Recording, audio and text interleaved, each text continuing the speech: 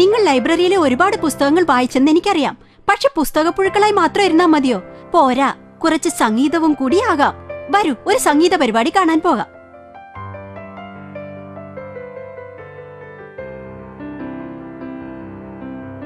സംഗീത പരിപാടി.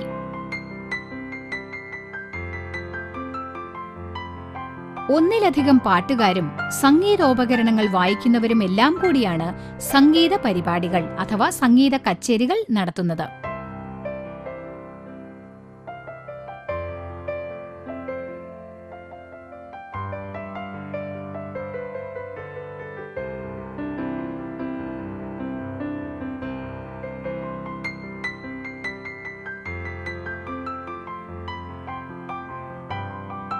Violin.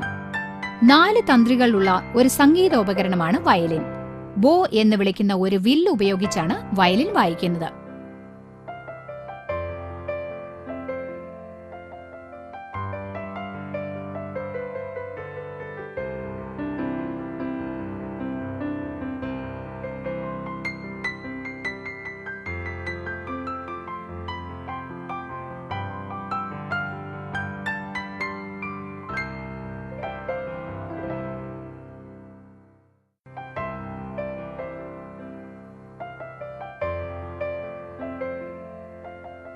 Drums. താളം പിടിക്കുന്ന തരത്തിലുള്ള വാദ്യോപകരണമാണ് ഡ്രംസ്. പാട്ടിന്റെ താളത്തെ നിയന്ത്രിക്കുന്നത് ഇത്തരം വാദ്യോപകരണങ്ങളാണ്.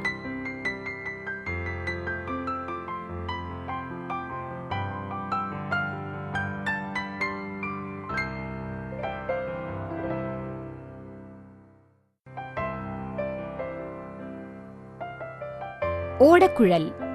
മുള കൊണ്ടുണ്ടാക്കുന്ന സംഗീതോപകരണമാണ് ഓടക്കുഴൽ. ഓടക്കുഴലിലുള്ള തുളകൾക്ക് മുകളിൽ വിരലുകൾ വെച്ചുകൊണ്ട് ഊതുമ്പോൾ ഇമ്പമുള്ള സംഗീതം ഉണ്ടാകുന്നു.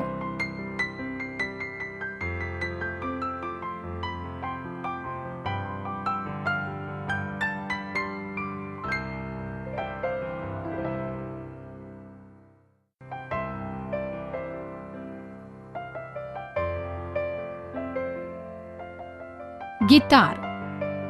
ഗിത്താറും തന്ത്രികളുള്ള ഉപകരണമാണ്. തന്ത്രികൾ മീട്ടുമ്പോൾ ഇതിൽ നിന്നും സംഗീതാത്മകമായ ശബ്ദം ഉണ്ടാകുന്നു.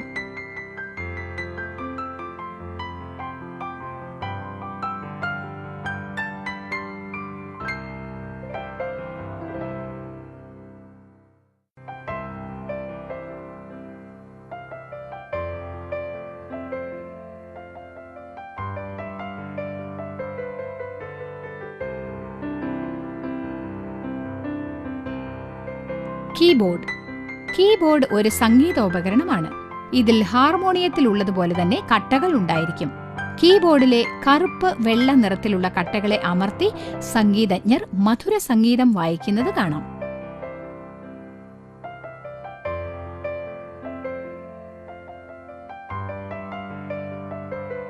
സാക്സഫോൺ. വായുവിന്റെ സമ്മർദ്ദം കൊണ്ട് പ്രവർത്തിക്കുന്ന തരത്തിലുള്ള സംഗീതോപകരണമാണ് സാക്സഫോൺ. ഇതിൽ ഊതുമ്പോൾ മധുരസാന്ദ്രമായ സംഗീതം ഉണ്ടാകുന്നു.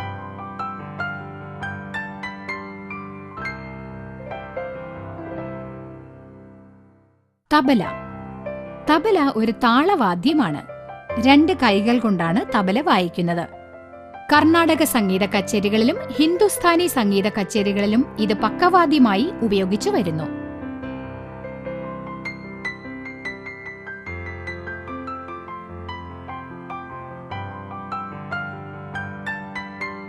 മ്യൂസിക് നോട്ടുകൾ. സംഗീത സ്വരങ്ങൾ മ്യൂസിക് നോട്ടുകൾ എന്നറിയപ്പെടുന്നു.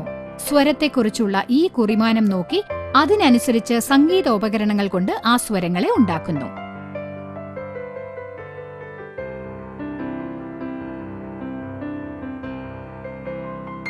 Music not stand. സ്വരസ്ഥാനങ്ങളെക്കുറിച്ചും മറ്റുമുള്ള കുറിപ്പുകൾ നോക്കി വായിക്കുവാൻ സൗകര്യത്തിനു വേണ്ടി മ്യൂസിക് നോട്ടുകൾ രേഖപ്പെടുത്തിയിട്ടുള്ള കടലാസിനെ ഈ സ്റ്റാൻഡിലാണ് തൂക്കിയിടുന്നത്.